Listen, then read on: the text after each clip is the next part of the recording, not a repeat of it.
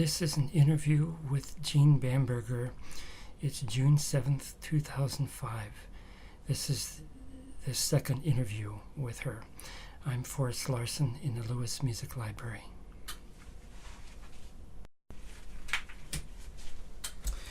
It's my pleasure to welcome back Jeanne Bamberger, Professor of Music and Urban Education at MIT, for a second interview.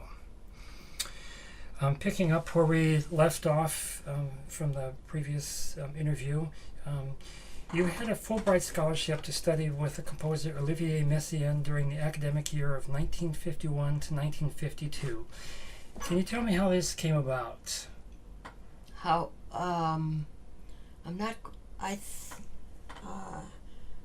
When I applied for the Fulbright, I'm not sure what I said I was going to do at this point.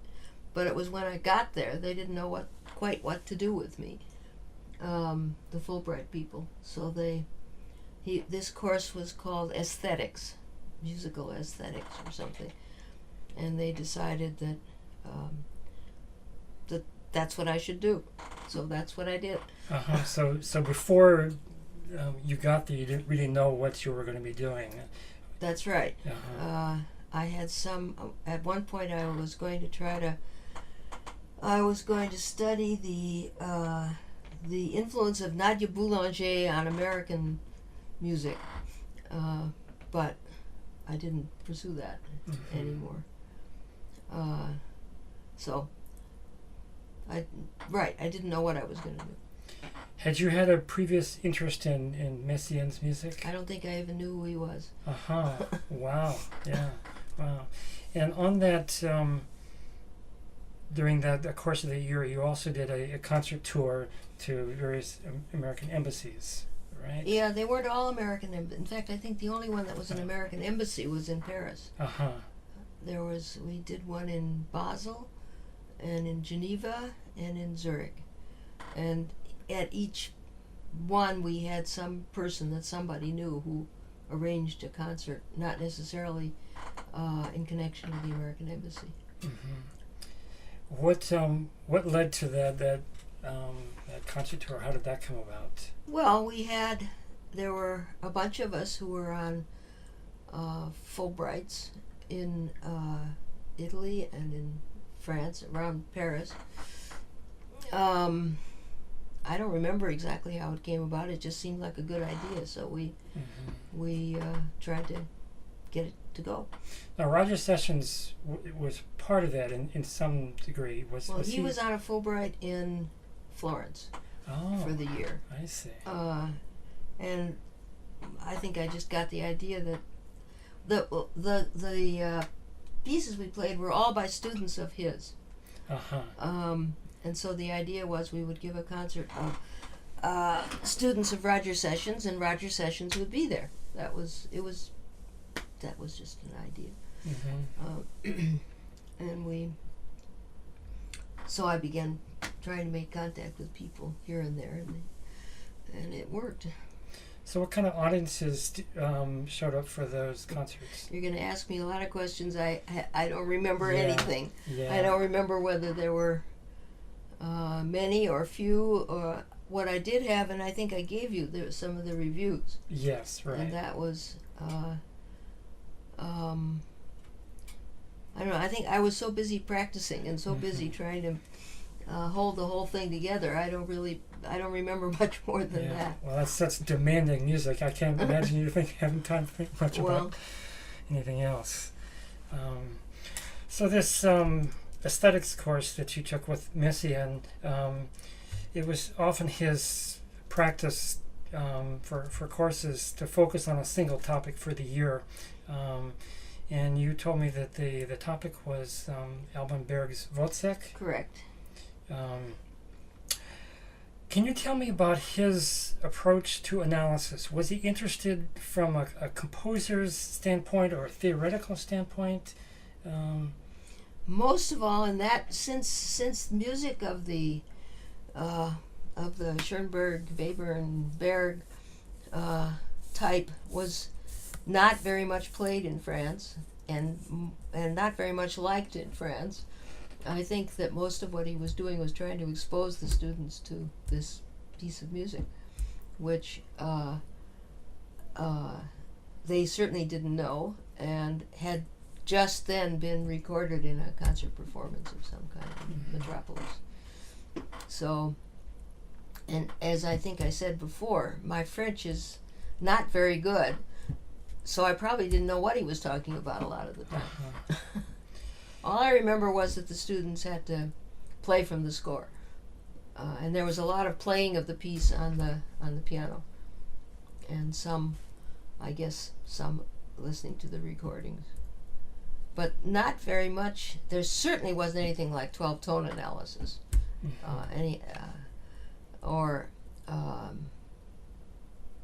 I think he talked about orchestration, as I recall.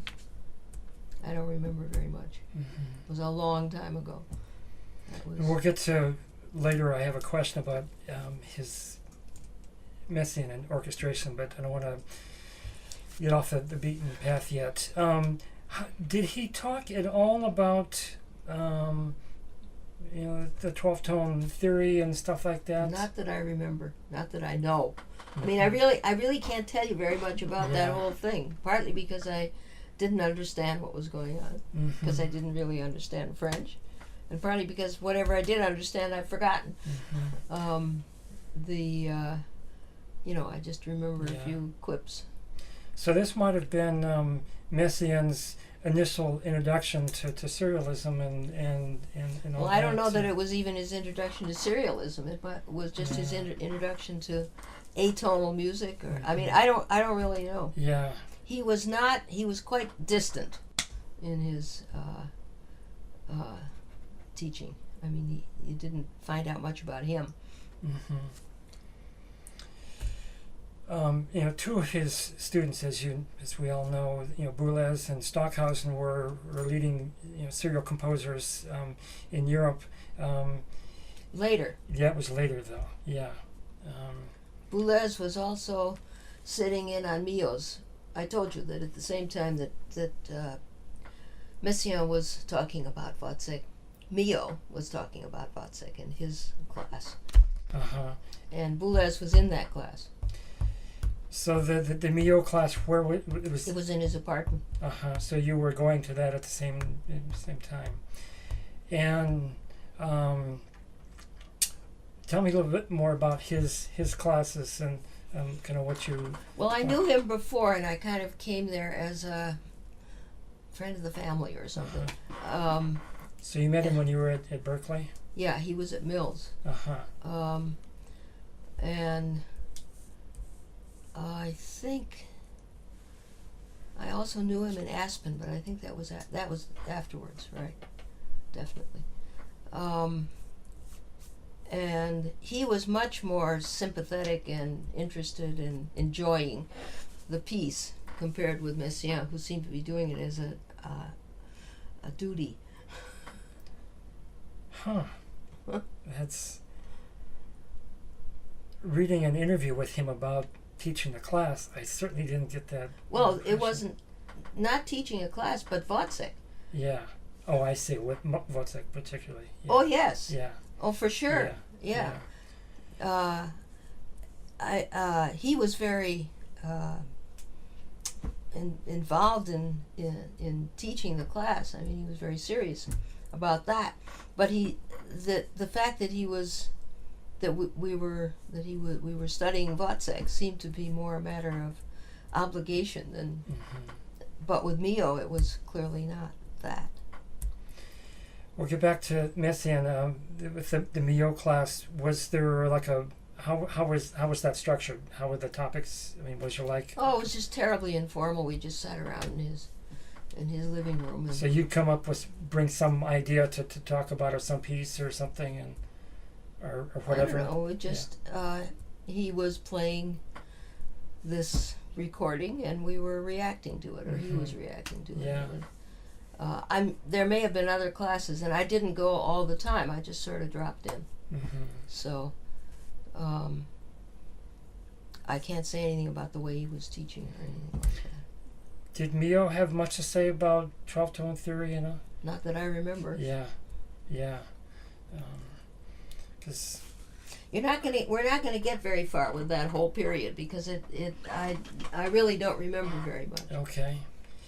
Were there any fellow students in either of those classes that are memorable? Boulahs. Yeah, he was with the. I remember him in the Mio class, but Yeah. I don't remember. I didn't pay much attention, and I didn't realize that he was going to be who he became. He was just another kid in the class. Yeah. So I'll try a couple things with Messiaen, but if your memory, we'd be better off moving on because Okay. you're not gonna. Okay, I'm I was going to not ask gonna him. He had some ideas about rhythm and timbre and orchestration, but I mean, if you ask me about sessions, I can tell you, but Yeah. I think it was probably because I just sat there kind of like a dummy because I didn't understand anything anyhow. You've performed very advanced non-tonal music and studied with leading composers. How has this experience influenced your ideas about teaching music theory, or has it? Oh, I think a lot. I think the most first of all, once it became clear to me that the way that you had to make sense of atonal music was by focusing on motivic transformation, motivic elaboration, and that changed the whole way in which I listened to Mozart or Beethoven or something. And it also has become a central focus in my teaching, that the whole notion of the germinal motive and the elaboration of the initial idea and all of that really grew out of playing and listening to and studying 20th century music, I would say. Well, I have some more questions that kind of follow from this. Speaking of the germ and leading to these here, this is a hard and complicated topic, so bear with me on it. Yep. Most musicians and composers would agree that there's a significant problem in the reception and understanding of non-tonal music. Do you have ideas about how this can be addressed in music education for both performers and how music theory is taught? Well, it comes back. I mean, when I'm studying with students, I try to make the connection between the 20th century piece and what they're doing when they're listening to other music, and trying to show them where the connections are. But most of all, if I play a piece of Schoenberg, which they can make no sense of, then I'll ask them, for instance, well, what do you think you need? Let's assume that it makes sense to me. What do you think? What do you need to do? What would you like to do in order to find out the sense that it's making? What would you suggest? Well, listen to it again. Okay, and it's, by the way, exactly the same process and same development as in listening to some unaccompanied cello piece of Bach. They also just goes on and on. And I approach it exactly the same way. Where do you hear something happening? When is something developing? Where first of all, where do you hear? How would you chunk it? How do you? Where are the? How many big sections do you hear? I ask exactly the same question of Mozart sonata. Where are the big sections? Raise your hand when you hear something starting again. Okay, why? What's making that? What's making the boundaries? Talking a lot about boundaries. What generates boundaries? And on the other hand, what makes this? In listening to this piece and that, I give them atonal materials in the software. I just came from a school where I was working with 6th grade kids, and I gave them I gave them blocks from the from portals. Oh my goodness, of Ruggles, yeah, wow. Just little, and ask them, I mean, we talked about it for a while, do you hear any similarities? Are there any patterns?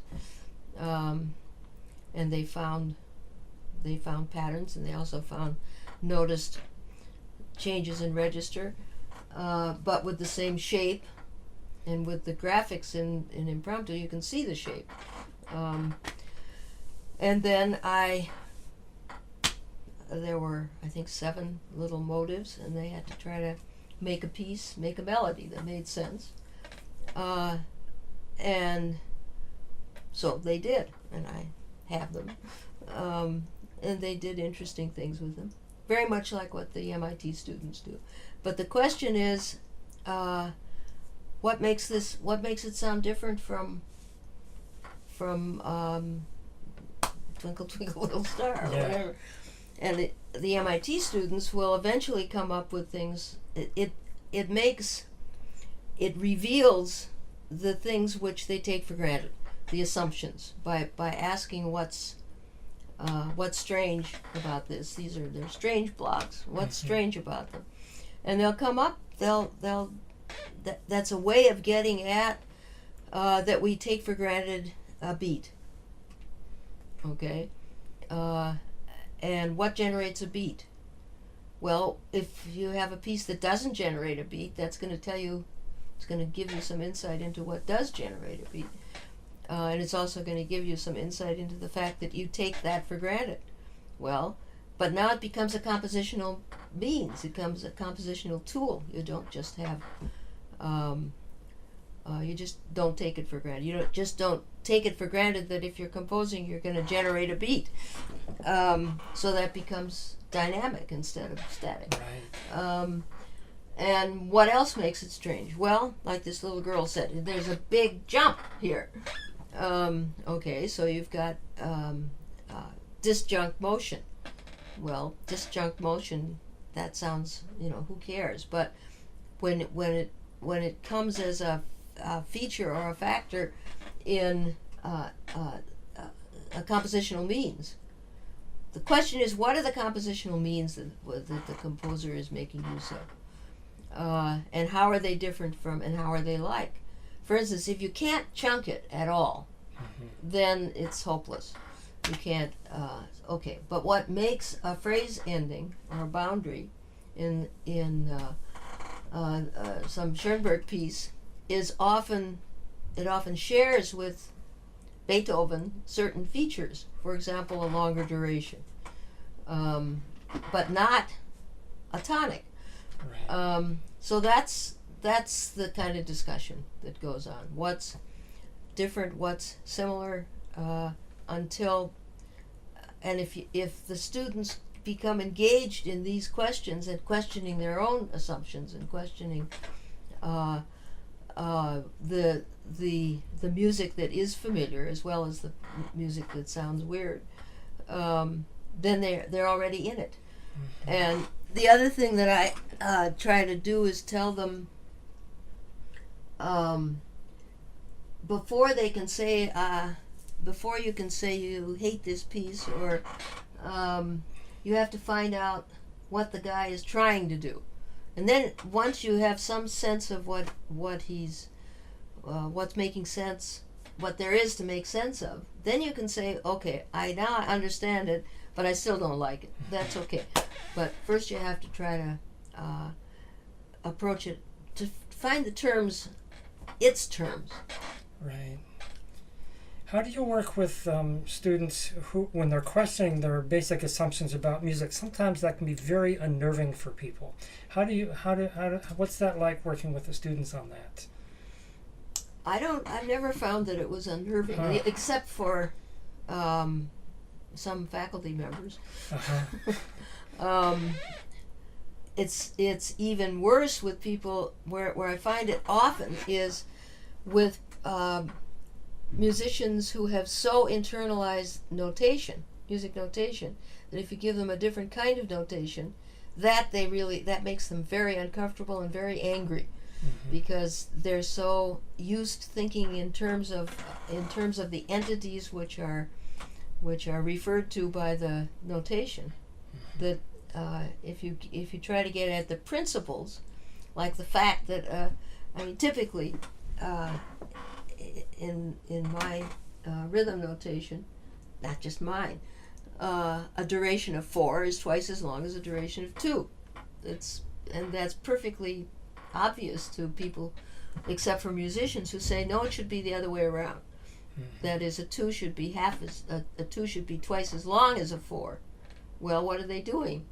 They're looking at half notes and quarter notes, and they're looking at the 2 and the 4. So if I say to them, well, it's really the same, did you ever think about the fact that those are fractions? Don't talk to me about fractions. So what I try to do is, at best, musicians will engage this issue and begin to realize the underlying principles that the notation is representing. But very often they won't get there because they want to be doing it, not thinking about it. But I don't find that the students who come to my class are not usually, there are some, but they're not performing musicians. They're people who mostly sometimes play the guitar or listen to music, but they listen to music in the background, in their own background. While they're doing something else. So the other side of it is that students who've taken some music courses will often say that they always wondered why this or that. Why they always wondered why there's only one pitch that sounds like the most stable one, or they always wondered why what are the bar lines doing, and nobody ever explained it to them or made them think about it before. It just is. And the same thing is true with a key. You're supposed to memorize the key signatures. Well, you don't have to memorize them. There's a principle there, and if you learn the principle, it's like the decimal system. If you know how to add 1 and 1, you know how to add 100 and 100 too. And if you know the principle of the key signatures, it's perfectly obvious. So I try to give them a big framework in which they can find out the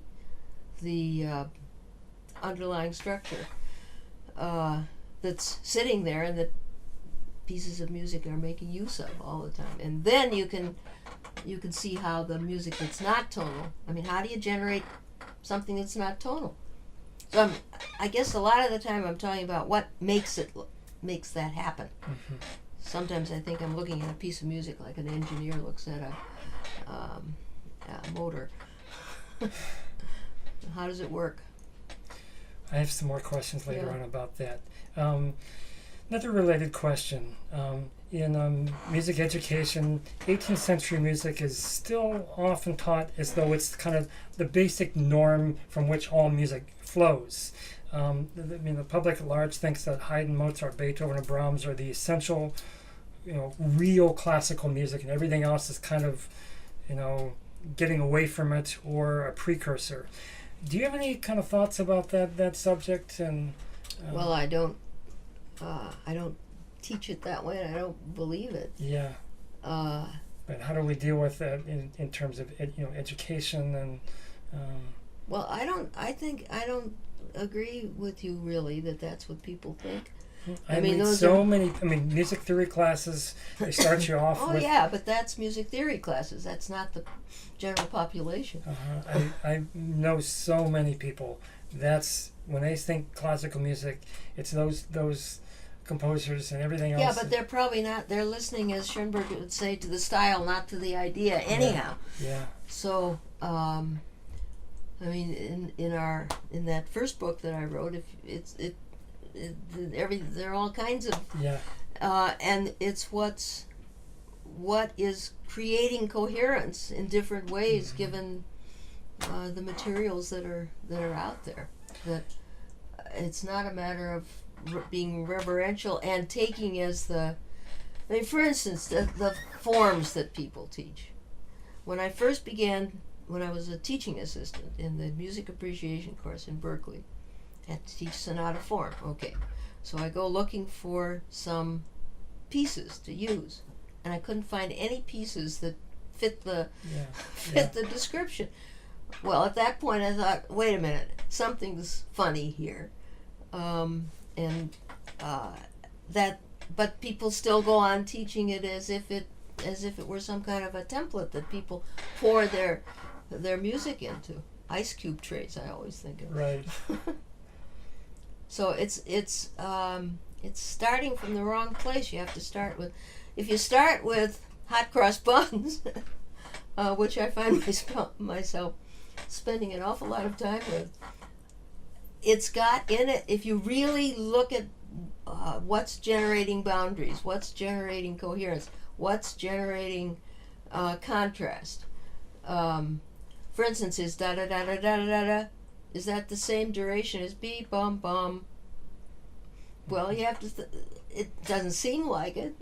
So what do you mean by fast? And what do you mean by slow? And in fact, the whole issue of fast and slow is enough to spend 2 or 3 weeks on all in itself. Mm-hmm. So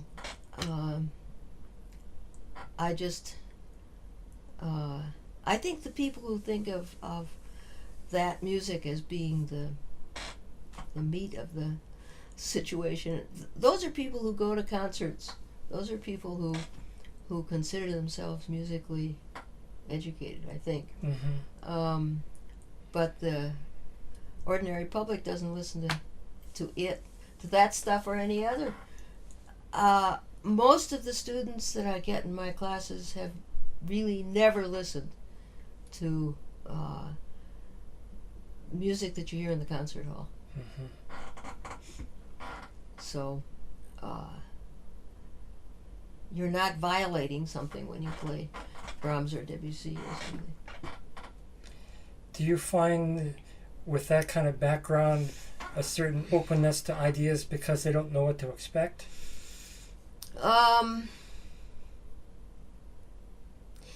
It isn't a matter of, it never gets to the point of being openness.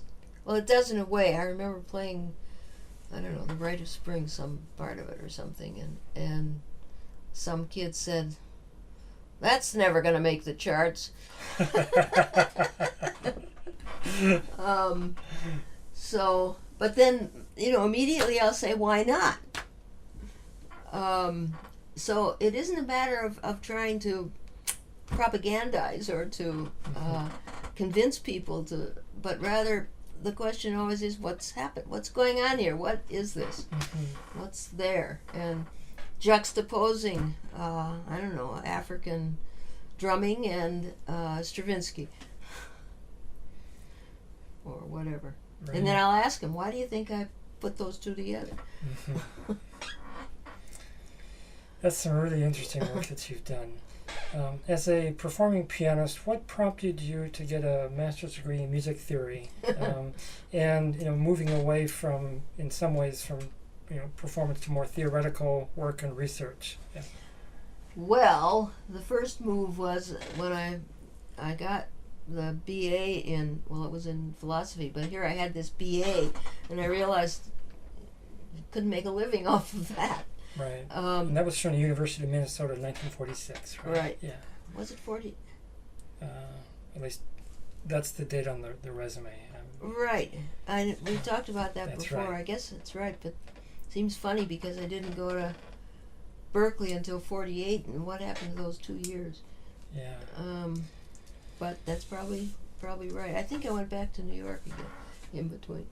Anyhow,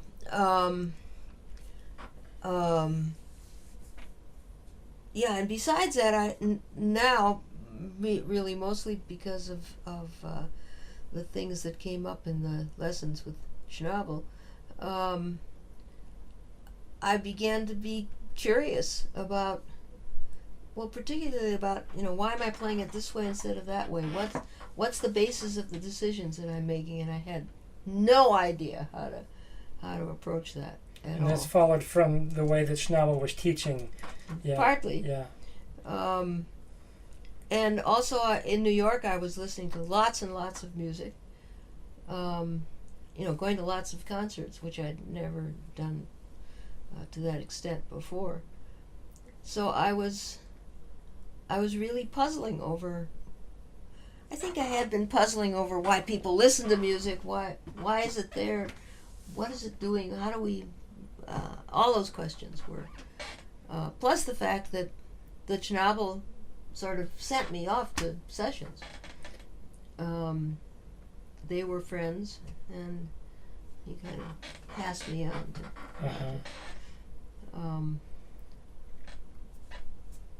And then, getting interested in these issues of music theory were really just, they were the same kinds of questions I was asking in philosophy. They were really philosophical questions. But from the time I was, I think, 6 years old, I was already wondering, why do people listen to music, and why doesn't my Aunt Jessie listen to me when I play? Why does she start talking as soon as I... And why am I doing this? Those were questions I'd been asking myself forever. Backtracking just a little bit, in regards to your BA in philosophy, you studied with Herbert Feigl, who was a very influential figure in the field of what they called logical positivism. Was that something really new, a real brand new way of thinking for you, or was it? What was that like as you? I argued with him a lot. I resisted it, and the person that I really liked was this guy Wilfred Sellers. Yeah. With whom I did my senior paper, and he was very different. I mean, I took a course in Plato with him, and I wrote that paper was on the arts and Plato's writing. But with Feigl, I mean, I hated all this truth table business and pure logic, but I had to ask myself why, and I had to sort of learn how to do it in order to be able to say why I didn't like it. He was also, Feigl improvised horribly on the piano. I mean, it was just kind of thick stuff, and he had, so I argued with him a lot about music too, because he had this idea that the only reason there was any affect in listening to music was because it would remind you of where you heard the piece before and what you were doing, and it was all associated with external associations. And on the one hand, here was this formal logic stuff, and on the other hand was pure emotion when he played. So, did any of that kind of disciplined way of thinking kind of stay with you? I think so. I mean, I'm always asking people, what do you mean? Or, and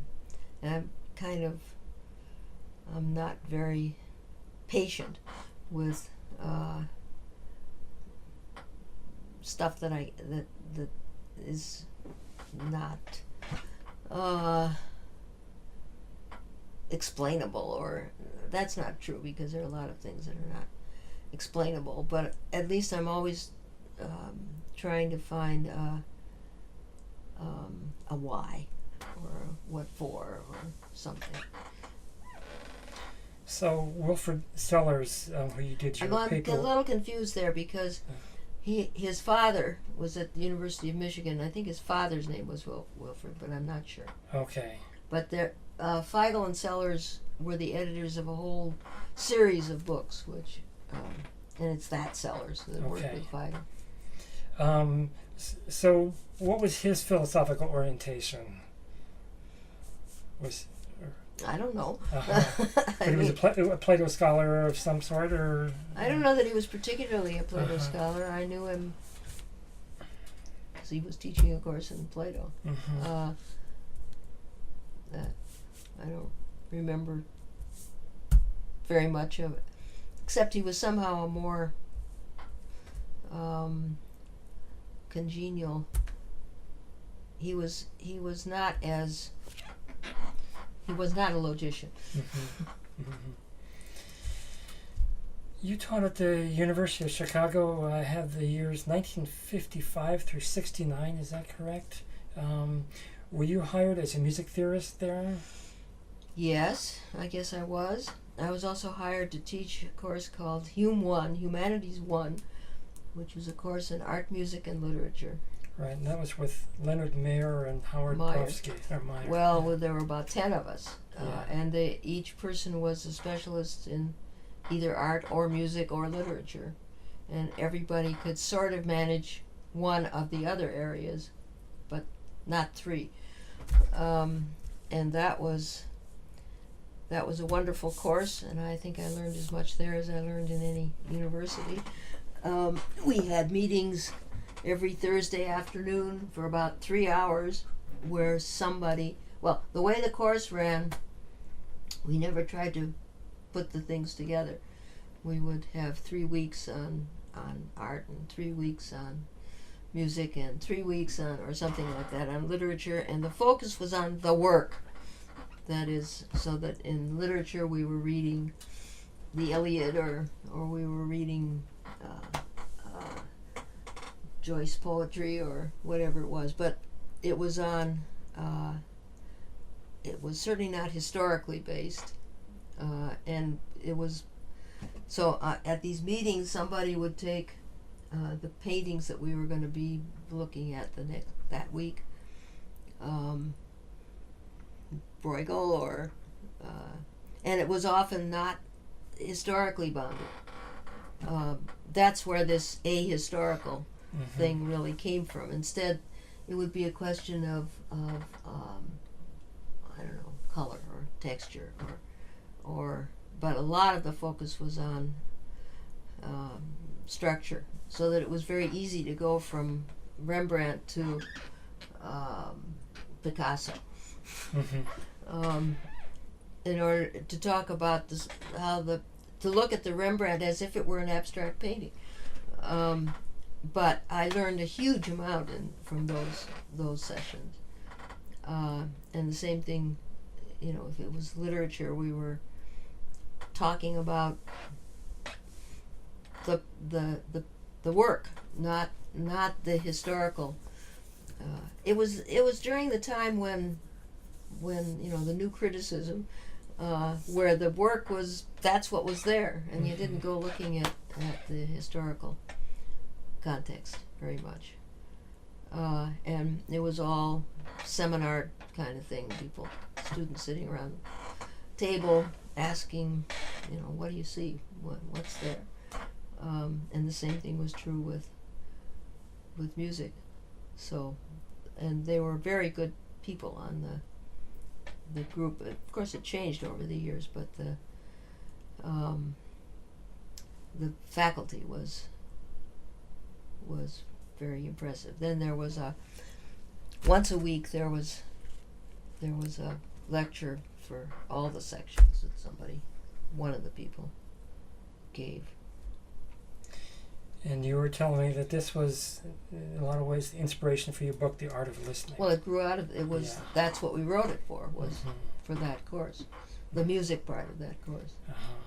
And that was with Howard Brofsky, who's a jazz trumpet player and an expert in 18th century Italian music. Right. And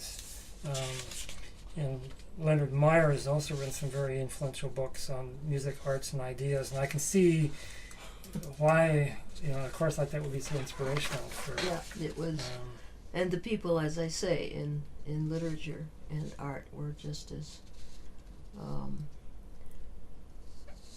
just as interesting and just as dynamic. But we all had this approach of looking at the work of art, and so the students would make crossovers. That's just like what we were saying last week about them. But we didn't really make any attempt to see how music was like painting, and I still feel that way. That approach, in some ways, is in line with the so-called new criticism, but there's something different about it because you weren't. The fact that you were even looking at painting and music as opposed to just one piece of music, and in saying you can't even compare it to another piece of music. I had a professor in college, you couldn't even compare two Haydn string quartets. Right. And there's something still... Well, yeah, that's going a little far. And on the other hand, I think it's a healthy thing to fight against. And as I said, we didn't deny it. Yeah. But it came from the students, and it was very interesting the kinds of analogies that would emerge out of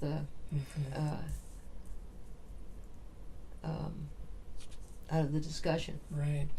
And the last edition of the book, you have a historical section there that tell me kind of how that came about. Well, that came out because of the editor, because of the publisher. They were trying to appease the masses or something because these introductory music courses of course are usually historically based. Yeah. But here the idea was more, if you wanted to approach something historically, how would you do it? So that's why we picked the beginning of the 20th century. Right, and you brought Roland Vasquez in on that, right? Wasn't he at least in the book it says it credits. I guess so. I'd forgotten about that. Right, he, I guess so. Right, I don't remember what role he played exactly, but don't think he did any of the writing.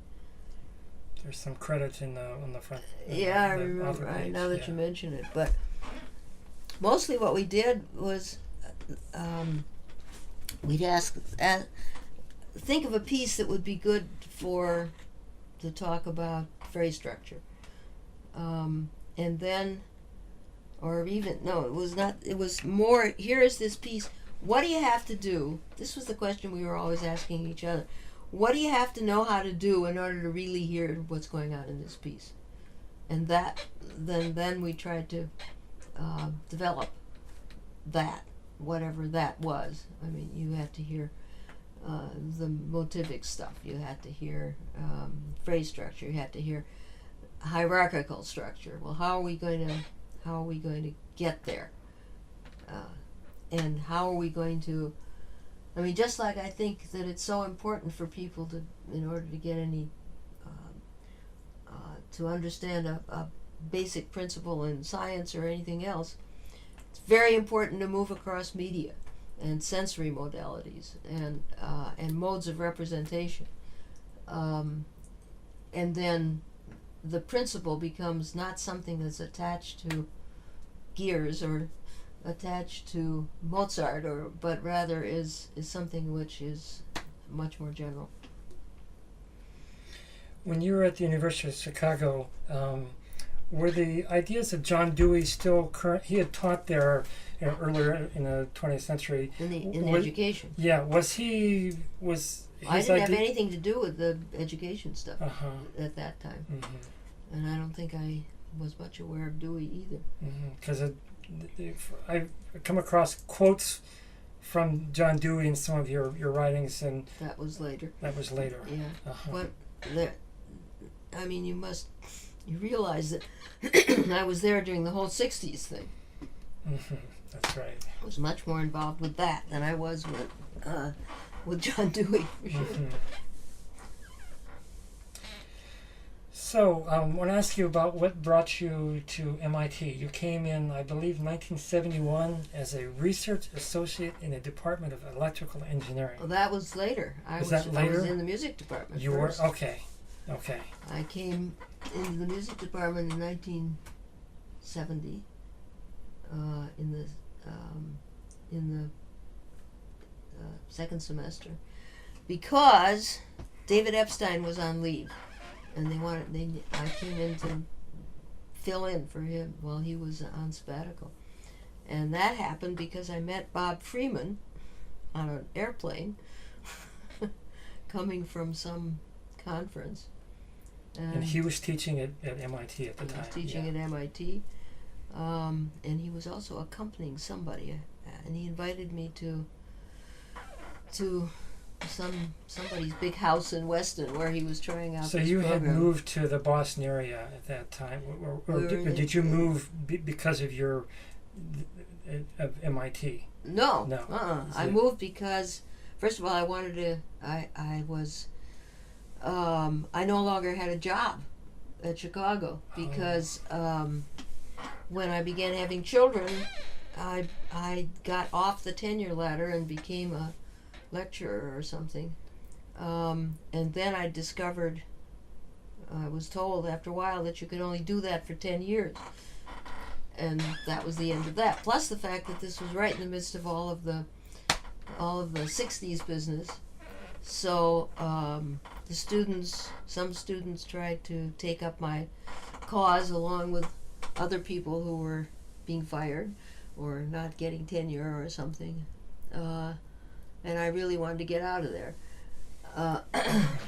Plus the fact that my husband, who had been writing his MA thesis for 10 years or something, got a job at Honeywell on Route 128.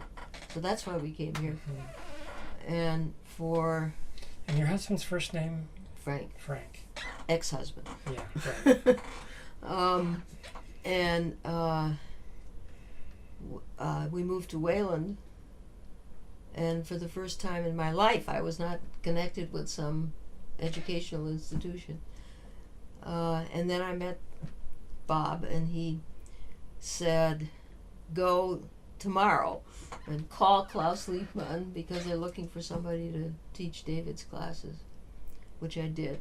And these were music theory classes? Yeah. Yeah. And also the introductory music course. Mm-hmm. At the time, was that still 2160? It was 2160. Yeah. Yeah. And so I called him up the next morning. I had lunch with him, and that's what I was doing the first year, and then into the second year. So that was this fall semester. The spring semester in 1970, and then the fall and spring semester in 70-71. And in 71, he called me into my office and said I was not going to be continued. But in the meantime, I was doing stuff at Project Zero at Harvard, and Howard Gardner and David Perkins had taken me to hear a talk given by it was a whole day thing, Marvin Minsky and Seymour Papert teaching children thinking. And Klaus had told me I shouldn't have anything to do with those people, particularly Marvin Minsky, who fancied himself doing something with music, and music was in the music department, and that's where it belonged, and none of these other people should be fooling around with it, but I went anyhow. And the day after I was at that day-long thing, I went to find Marvin Minsky because he said he had this digital music box. It was probably the first digital music playing thing that was invented. And so the stuff that Seymour was talking about, they were both talking about. Anyhow, it looked to me like it was going to be a way that people who didn't play an instrument were not musicians could really get their hands dirty and in making music somehow, and that's what I was looking for, because I got tired of talking and being talked back at and playing records. So I went to see Marvin, and he showed me this box, like these cardboard boxes, full of wires, and that was the digital music box. But then he sent me to see, well, anyhow, at sometime after that, Klaus called me into his office and said, that's it. And so I went and called up Seymour and I said, I've just been fired. And he said, you've just been hired. And that was how that happened.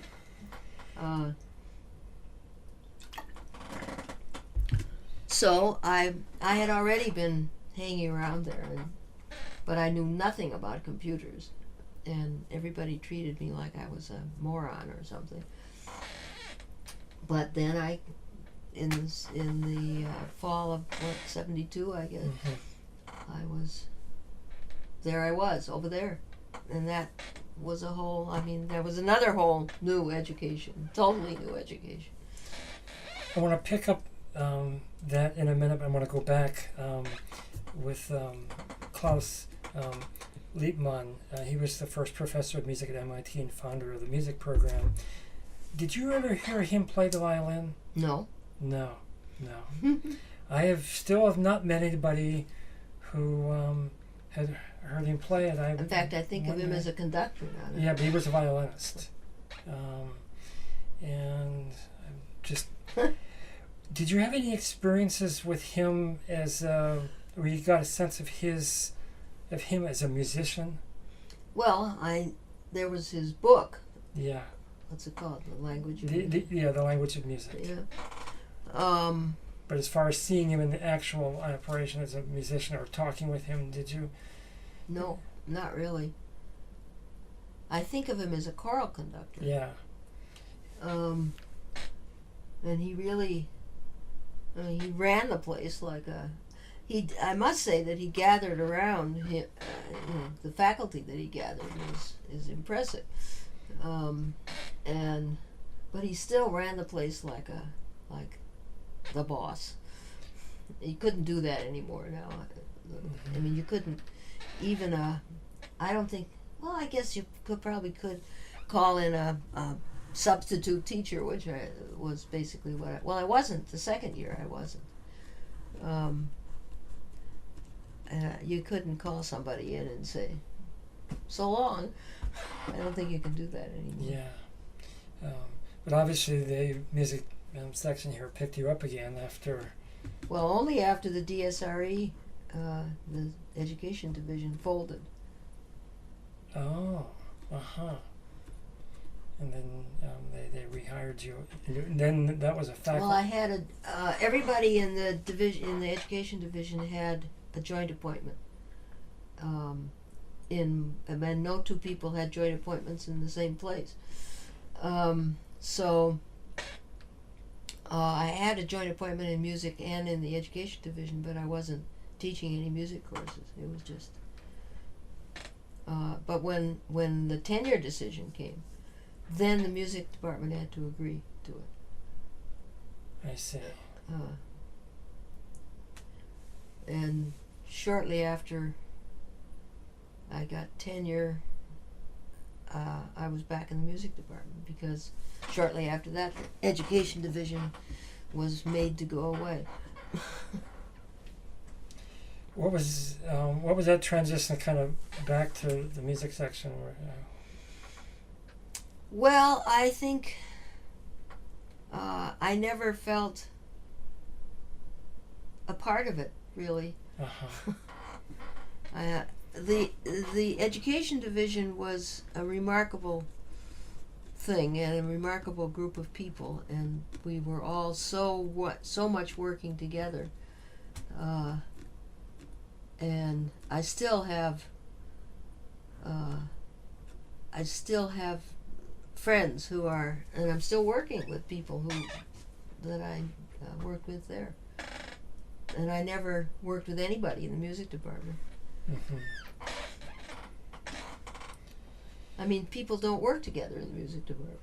Yeah. Did you must have done a little bit of work with Evan Ziporyn. He wrote the introduction to your latest book. That was not my idea, by the way. What's her name? Mary Beth Payne, who was the music editor at Oxford Press for a number of years, and was when my book was going through. She had apparently asked Evan to review a book or something. Anyhow, she'd been very impressed with him, and she decided that he should write the introduction, which was fine with me. I mean, I actually hired him originally when he first came, and he's the person that I've, I guess, been most friendly with in the department. Mm-hmm. We also wrote a paper together. That's right. Mm-hmm. That's right. That's a very interesting paper. Mm-hmm. Wish we had time to go into more detail on that. Moving back to the AI lab. I mean, as you just described, you were a real kind of greenhorn when you got there. Was this where you really developed your ideas about a kind of a scientific approach to observing how people learn and perceive music? Is that where? Absolutely. Yeah. Well, not entirely. That's not quite true, because starting when my kids were little, for instance, I used to spend a little bit of time in the. Well, we started a Montessori school in Chicago, and I spent a lot of time essentially running that school, but I also spent some time. The thing that had attracted me to Montessori was the music stuff in there, which is pretty amazing, and I had spent some time with these little kids in the Montessori classroom, and that's where I first began to get interested in. Well, it was even before that, when I was at USC.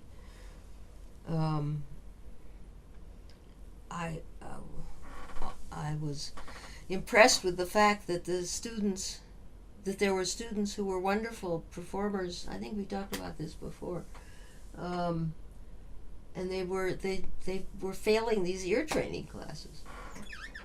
And I began asking myself, what has this stuff got to do with what you do when you're being a musician? And what does it mean anyhow? What are you doing when you're being a musician? And that became pretty. I was thinking about that a lot while I was at USC. Plus the fact that the applied music, so-called, the performance stuff, was several blocks away in one house, and all of the history and theory stuff was in another place. And that it just didn't make sense to this whole thing. So I began thinking a lot about what is this music theory for? And then at Chicago there was the moment when, I may have mentioned this to Chris Cullender. He said, this was this Hume 1 course. Mm-hmm. What's his field? Chris? Yeah. He was just an undergraduate at whatever. Yeah. And he said, I said, this piece is in D major or something. And he said, I mean, it could have been anybody, but I just remember it was him because he was one of our best babysitters. I remember him very well. He said, what do you mean it's in D major? And I realized that there was nothing I could say. As I usually tell the story, I either had to tell him to sit down and shut up, or shut up and sit down, or else go and think about it for the rest of my life. Because it wasn't going to do any good to say, well, there are two sharps in the key signature, or something like that. because I knew that he and everybody else could hear the tonic. But what does it mean to be in a key? So it was a series of things like that. Then I was living next door to a woman named Carol Feldman, who was in the psychology department. I'd started this Montessori school, and then I'd started a teacher training program within the Montessori school. And so I was talking to people in psychology and a little bit in education, and getting them to come and participate in the teacher training program. So all of these things, going into the AI lab was not a beginning. Mm-hmm. Mm-hmm. Working with Marvin Minsky, there's aspects to his thinking that are very much remind me of logical positivism, and I don't think so. only in the sense that the AI people are pursuing logic, but it's a very different kind of logic. And the whole way in which the computer is being used to model whatever vision or classifying or whatever you want, that's really different from the positivists. But the idea that meaning is completely outside of the human being, it's all kind of out there, and it's only through experience. The AI thing is the logic is entirely in the head. It's symbolic. But it's only symbolic, as opposed to... Well, symbolic in the sense of letters are symbols. Mm-hmm. It's not symbolic in the sense of if I say, this is symbolic of nature. It's not symbolic in that sense. Mm-hmm. It's symbolic in the sense that you can write programs. Right. But there are some people who say that that's the only kind of meaning that there really is. Well, again, meaning is a charged word. Yeah. I mean, it's not meaning in the sense of that's very meaningful for me. Not like that. But there is I think it's more the notion that you can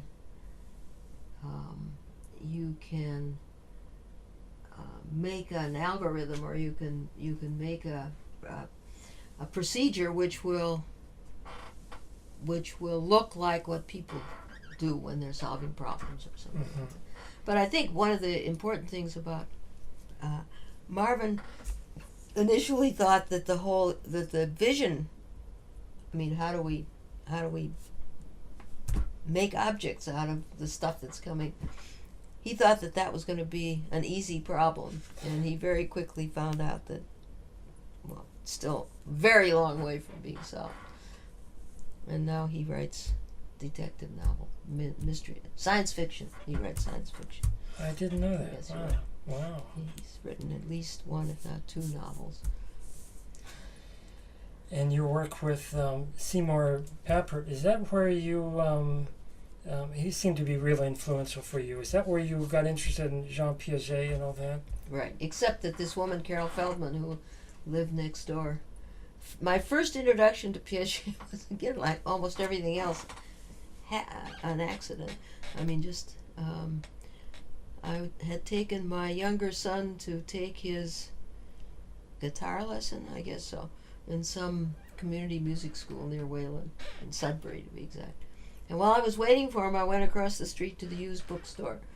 And there I saw this book called The Language and Thought of the Child or something. And I bought it. And that was Piaget. And then I began talking to my next door neighbor, who was in the psychology department, and a developmental psychologist, about what I was reading. And I began to see connections between what I was reading there about language and thought with what I was seeing in musical development. So it went back. the Piaget thing had already started before that. But certainly, being in that lab and being with, spending all that time with people there was, again, a whole new education. Wish we had more time to talk about your work there. Some of the questions I have, follow from some of your later work. Again, biting off a huge topic in a way that we can't really cover it adequately, but I'm going to try to take some particular questions. You've done a lot of research on the development of intuitive musical understanding and watching children learn and all that. It's pointless to ask you to summarize the research, but I want to ask you about some of your ideas about the nature of intuition. What is it? And I want to read you a quote. It's from one of your papers. You're quoting Donald Sheeran, who is professor in the Department of Urban Studies, and you've done some work with him, wrote some papers. He says here, when we go about the spontaneous, intuitive performance of actions of everyday life, we show ourselves to be knowledgeable in a special way. Often we cannot say what it is that we know. When we try to describe it, we find ourselves at a loss, or we produce descriptions that are obviously inappropriate. Our knowing is ordinarily tacit, implicit in our patterns of action and in our feel for the stuff which we are dealing. And then he says, it seems right to say that our knowledge is our actions. And that last... knowledge is in our actions. Yeah, right. And that caught me kind of by surprise, because the first part of it captures very much what's mysterious, the questions when we think about what is intuition and kind of the mystery of that. And then when he says it, so can you talk about... Well, I think he... the business of the mystery is not of interest. And when he or I am talking about, we're talking about what you know how to do, but can't yet say. And I take it to be when I talk about intuitive knowledge, I'm talking about knowledge. And I think that we make it's a big problem that we stop at the point when we say, well, this is mysterious, or you can't ask about it. Even the notion of tacit. I think that's exactly the place where we have to begin trying to say what it is that a person knows how to do when they know how to do that, whatever that is. So all I mean by intuitive knowledge is what you know how to do. What's the nature of the knowledge that you're bringing to bear when you make sense of Twinkle, Twinkle, Little Star? That's what I mean by intuitive knowledge. And so the more, if you will, mysterious part of it, that's really not of interest to you. No. Yeah. And when we were teaching classes together, like we taught a course called The Role of Metaphor in Learning and Design. The people would come expecting to... there were always a certain number of people who were there who thought we were going to be teaching Zen or something. Teaching, that we were going to be into that kind of world.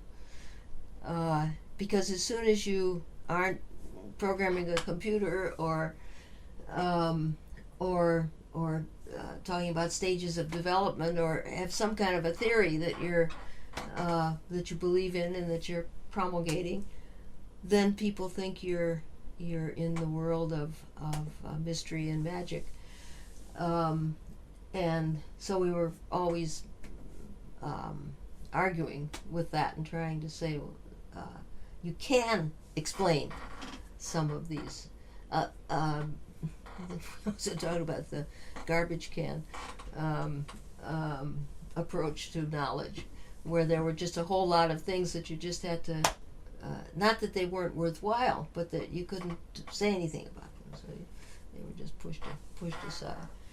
And everything that I'm trying to do with music or learning or anything else is trying to get at this knowledge, which is, as Don talks about, knowledge in action. I think actually I said that first, but what's the nature of this what's the nature of, for instance, if you ask if you ask a jazz musician how did you do that, he says smart hands. If you ask a car mechanic, how did he know how to do that? Smart hands. Well, hands don't have smarts. So what's the nature of that knowledge?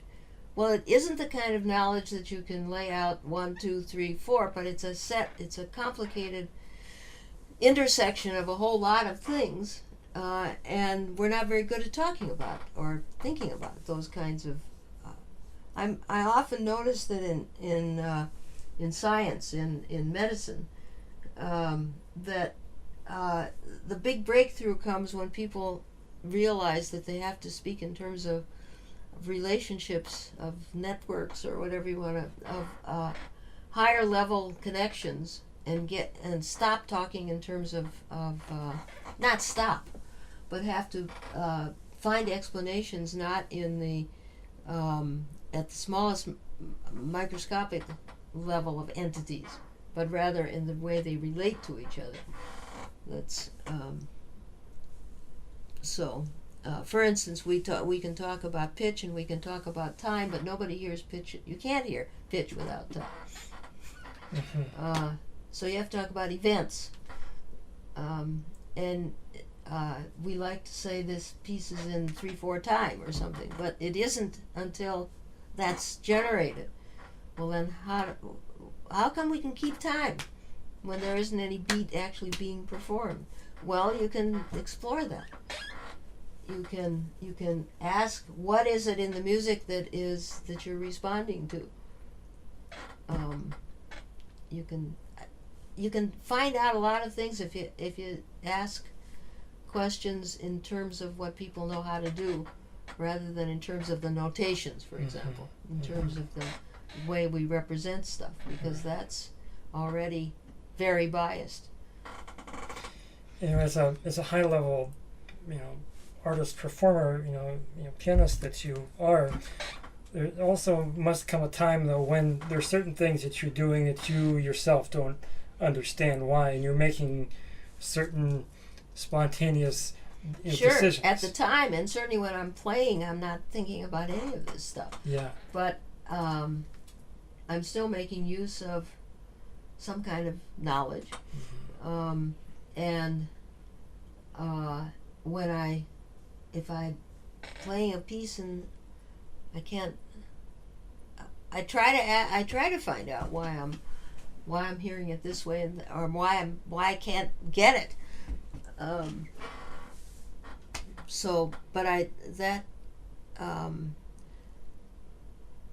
That gets.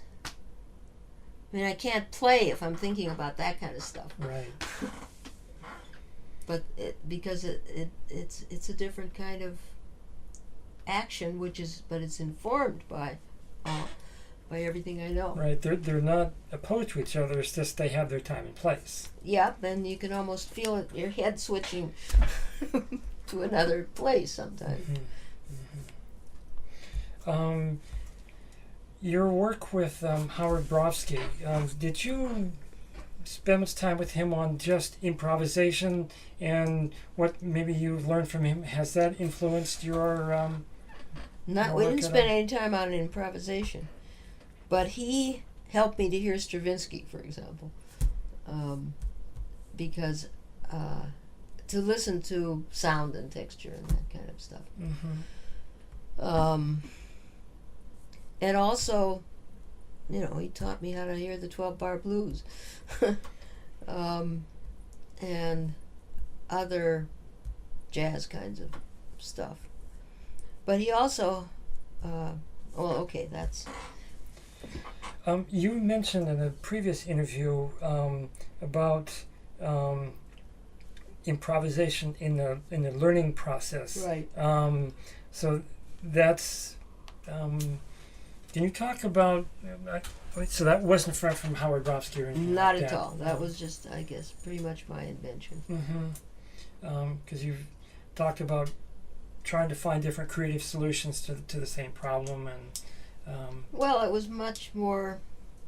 It wasn't that organized. I mean, I just sit and doodle around some spot until I had a feel for it, whatever that means.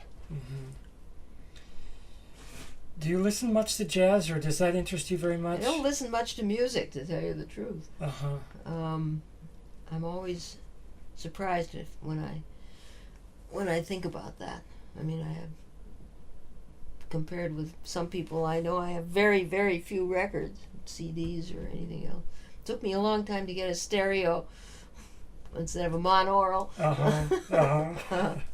record player. So I like real jazz. I like Billie Holiday and Art Tatum, but I hardly listen to music at all, I'm afraid, except when I'm studying it, but I can't just have it on. Yeah, I can't. Right. It just drives me crazy. Background music just drives me crazy. If I walk into a party and somebody's got something music playing, I turn it off. Yeah.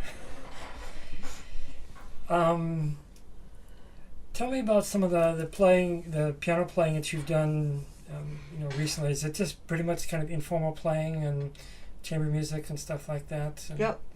Yeah. And sometimes long periods will go by and I don't play at all.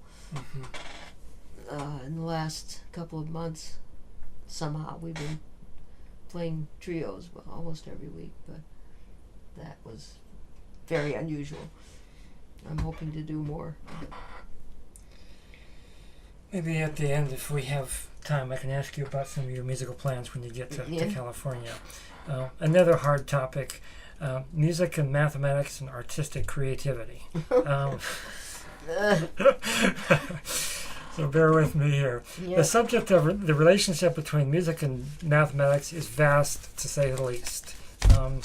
But I wanted to ask you, in your years working with children and also mathematically gifted MIT students, if you might have some interesting observations on the following topic. There are many people who excel in math and are also fine musicians and composers. These are people who are not just good at counting complicated rhythms or getting the pitch right. In short, their music is not emotionally sterile. It's often at a high artistic level. And there have been many such students at MIT. In your observations, do you have any thoughts on the relationship between mathematical and musical or artistic thinking? Are they at a certain point different modes of thought? Can you talk about that? Not very much, but I can tell you this. Notice that you said there were people in math who were also good at music. You don't find many members of the BSO who have anything to do with math. Yeah, I'm one of those. Well, I'm not a BSO person, but I'm not. Right. Yeah. And it really is one way. The musicians are not interested in math. It's only mathematicians who are interested in music, except for the rare exception. So,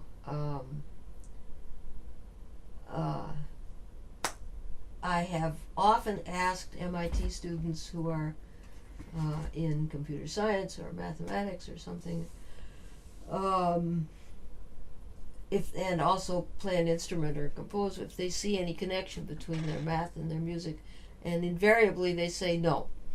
There's no connection. For them, they're different. At least what was his name? I remember. Alex. Rigopoulos? Yes. Yeah. I asked him. He said, "No connection, no connection." And that's has often been the. Whenever I've asked, for instance, I live immediately next door to Raoul Bott, who's a distinguished mathematician at Harvard, who also plays the piano. He can't understand music theory, he says. Just doesn't get it. And there's no connection. Wow. There's some MIT students that I've broached the subject with, and they found them not distinct at all. They saw it as just different kinds of creativity. Well, what do you mean by creativity? Yeah. And that surprised me. I mean, they're not, what about painters or poets or something? Right. This one woman I asked, and she was kind of surprised that I would even think that they could possibly be distinct. Distinct? Yeah. I mean, in the sense of radically different modes of thought. Oh. She saw them as kind of similar territory, doing different things. Well, I have to find out what was the commonality. Right. The only thing that I have thought about that is that both math and music are basically non-referential. That is, that they don't refer to something outside of themselves. Mm-hmm. So that what you're looking at are patterns and structures inside each domain. But I don't know, the stuff that I'm doing with math and music and with kids has to do with some of has to do with patterns. It has to do with ratio and proportion and common multiples and fractions, because if you ask what is it that generates a beat, proportional temporal relations are what. If you use non-proportional relations, you probably won't be generating a beat. But anyhow, it just turns out that partly because of the notation and impromptu, there's all kinds of, it isn't even math, it's arithmetic that comes out that's kind of interesting, so that kids can actually hear common multiples and they can hear proportional relationships, and so they take on a kind of reality, a kind of substance, kind of sensual reality, sensory reality that's useful, and I'm always connecting it up with movement as well. So, but it doesn't, I don't think, get into the thinking about it is useful, maybe, in terms of learning how to generalize, learning how to see things, seeing as, like Wittgenstein said, seeing this as that, and being able to come to see things in a new way is sometimes the old things in new ways. You can call that creativity if you want to.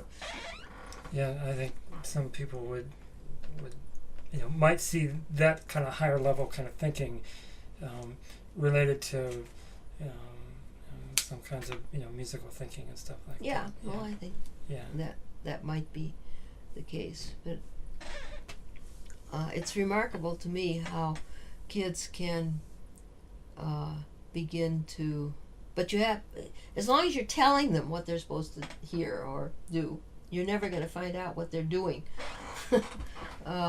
But on the other hand, it's not just a matter of how do you feel about this or what did you, but just today with these portals things, they were noticing all kinds of interesting patterns among the blocks, and then making use of them when they made their tunes. So I don't even know what the original fugal subject was, Wow. I have no idea. Wow. It would be interesting to kind of see what they're doing with that. I have it somewhere. Yeah. But. Yeah, that's a great piece. Yeah. Moving on specifically to music at MIT. Are there special qualities that MIT students bring to music in the classroom and as performers? I don't know about as performers, but certainly in the classroom. And the main thing is that they really like to think.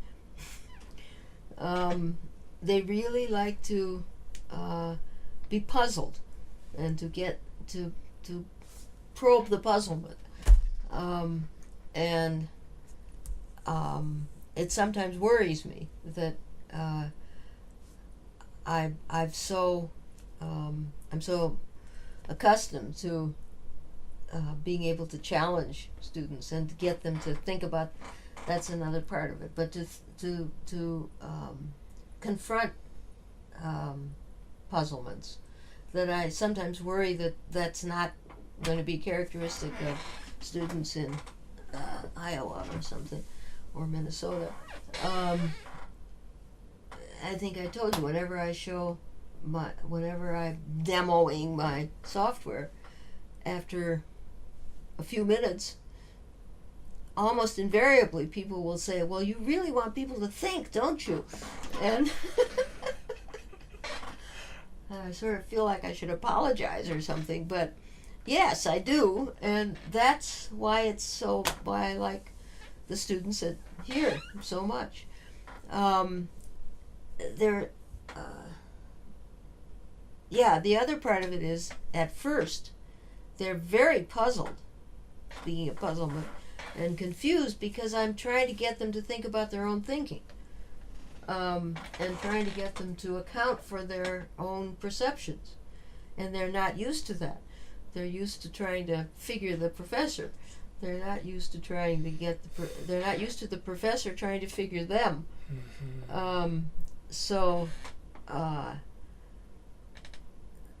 The remarks will vary. Like one student came up after sometime in the second week and said, I'm having trouble taking notes in this class.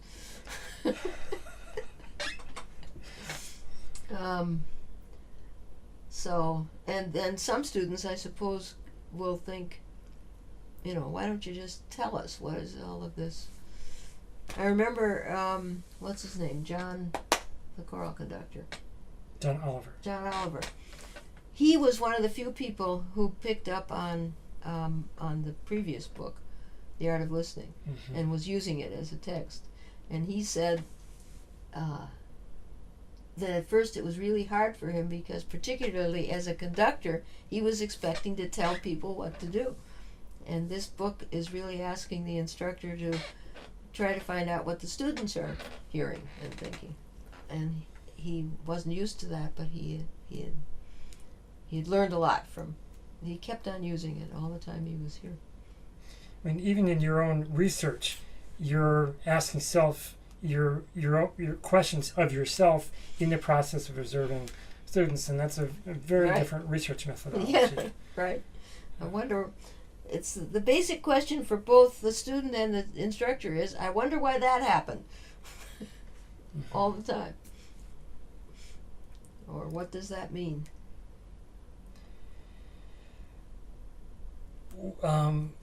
Here's another kind of broad subject here. What do you see as the function of teaching music here at MIT, an institution, while striving to give a university education specializes in science and engineering? Well, because, that's really goes back to what we were just talking about. I think for me, it's getting students to question their assumptions, getting them to question their assumptions about something which is so different from, in some ways.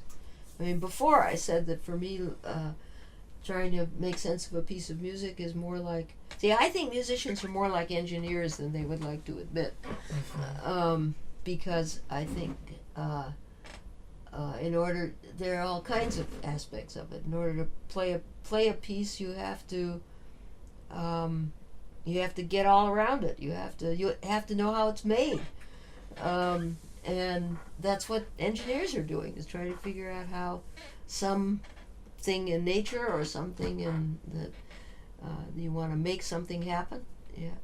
So in that sense, the flip side of it is that I used to say all the time around here, we need to know more about what the students are doing the rest of the day. We need to know more about what they're studying, what they're, and not try to be off here by ourselves in some other world, which of course nobody wanted to hear. But I think that taking the kind of smarts that the MIT students have and bringing it to bear on sensory stuff, on what is heard and what is kinesthetically practiced, is good for music and good for them. Mm-hmm. And I certainly don't take the attitude that I've heard expressed about, we're all artists here and we don't want to know anything about what goes on in the lives of engineers or scientists. As a specific discipline of music, well,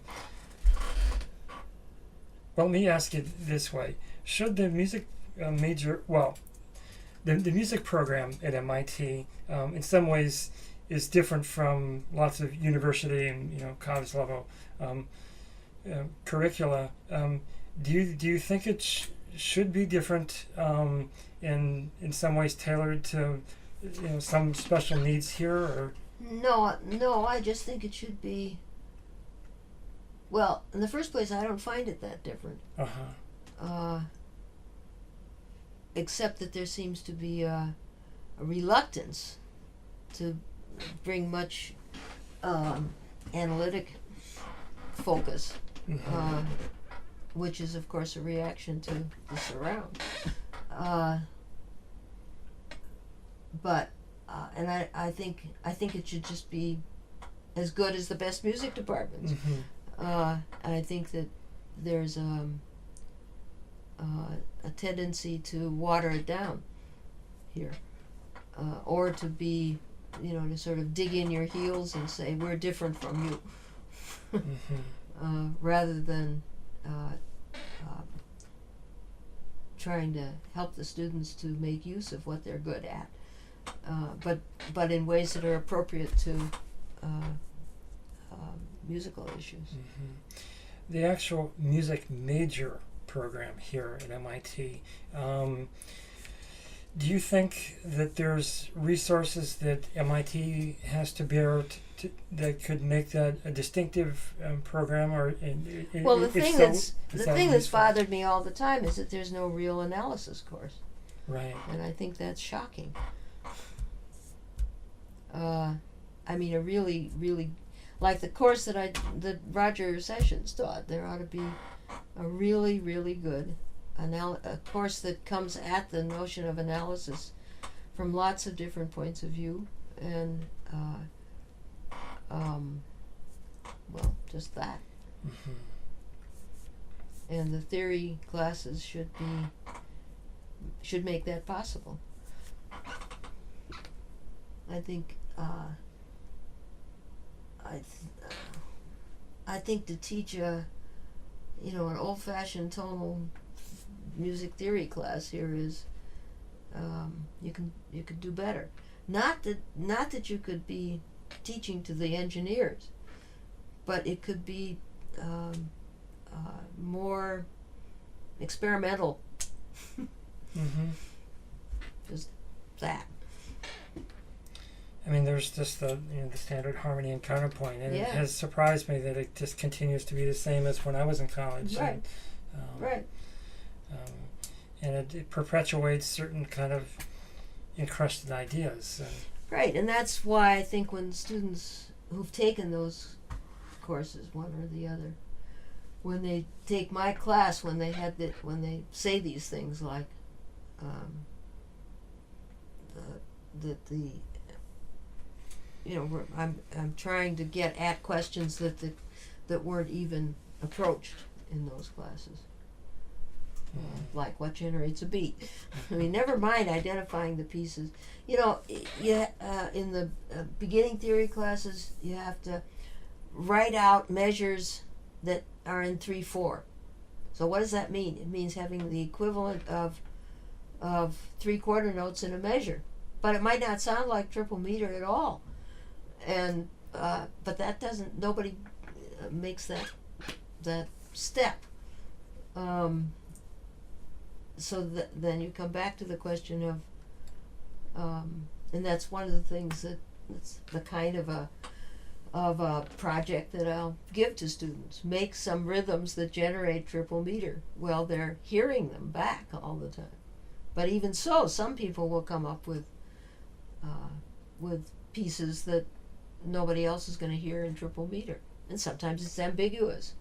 And those are interesting questions. That I think ambiguity is something that these students can deal with, and it doesn't throw them into a loop of some kind. But I think what people tend to think of when they think about these students are engineers and they're mathematicians, and all they're going to do is do their exercises by calculation, which I think they probably do, but that's not necessary. I mean, you don't have. That's not what they're very good at that. That's how they got here, but that's not all they're good at. I think also, those students working with you realize that the music is not what's on the page. I hope so. Right.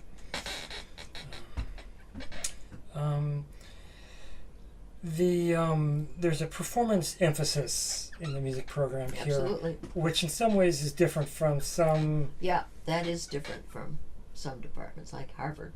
Yeah, yeah.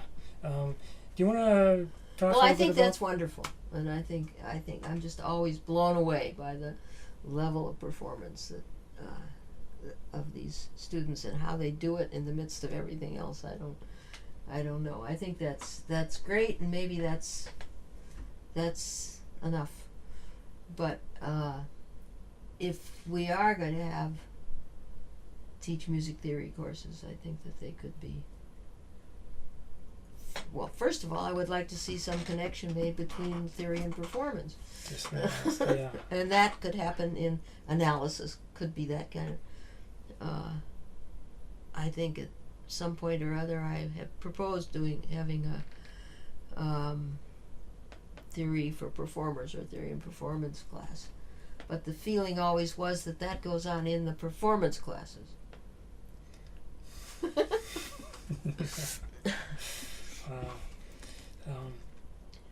It seems, or else there is no connection. Yeah, right, and a resistance to it. Mm-hmm. Yeah. It seems that MIT was a place where your interdisciplinary interest could really blossom and be explored. There aren't hard and fast boundaries between disciplines or departments, at least in some parts of MIT. Right. Would it have been harder for you at a more traditional college or university to do the work that you've done? Oh, I'm sure. For all kinds of reasons. In the first place, just the fact that you can sort of invent a course and teach it, I don't think that's true in other institutions. It's interesting that Elaine Chu now she's in, I don't know what the department is, something like operations research she was in before, and she's been trying to make contact with the music department. She's having a really hard time. And this, which university again? USC. Yeah. The problem is that it's very easy in moving across these disciplines to become dilettante. For instance, what does Arthur Maddock do when I know he takes composition course, takes music He's theory. a cellist. He's a cellist and he's a pianist too. Yeah, oh, that's right. And he's in the math department. Well, but he comes in and out as a student, not as a. And Marvin Minsky also does this crazy improvising. It's not crazy. It's pseudo Bach. It's awful.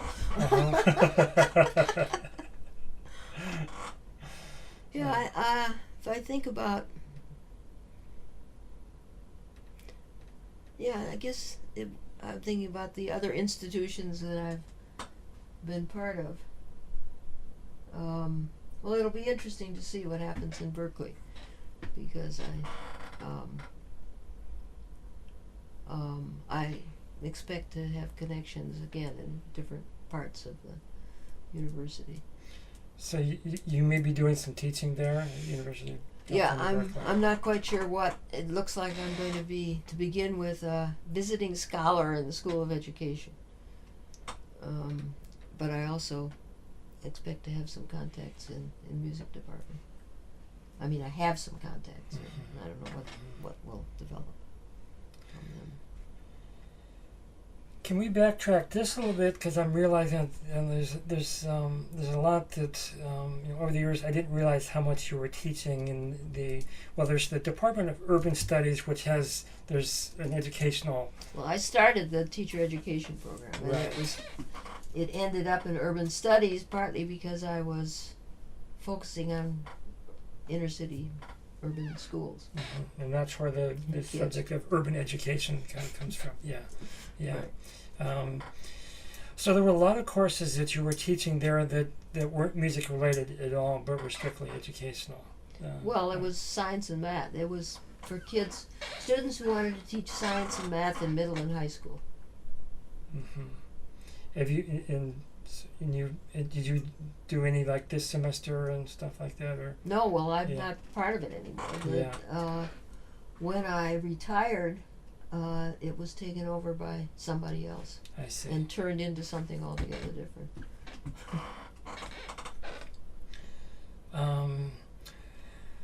Are there some other MIT colleagues that you've worked with who haven't come up in our discussions that you want to mention, or anybody we have mentioned that you want to talk about some aspects that we haven't? I don't think so. I mean, in all of these interdisciplinary things, I've worked with somebody else. Don was a close friend, and I taught courses with him for a number of years. One course was called The Role of Metaphor in Learning and Design, and the other course was called Learning to Design and Designs for Learning. And they were all in the education, in the DSRE. And DSRE stands for? Division for Study and Research in Education. Okay. And then we wrote these various papers together. Susan Carey was I worked with in the teacher development, in the teacher education program. She was in psychology. She's now at Harvard. And in the teacher education program, I worked with a guy named Brian White, who's now at UMass Boston. He was in the biology department. I mean, I always had to find people in science and math or psychology who knew that stuff. Mm-hmm. I never pretended that I was any kind of an expert in those areas. Who else? Well, I'm now. I just finished writing a paper with Andy DeSessa, who's at UC Berkeley, and he was a physics graduate student here and also in Seymour's Logo Lab. Uh-huh. And Hal Abelson. Oh, yes. I've worked with him.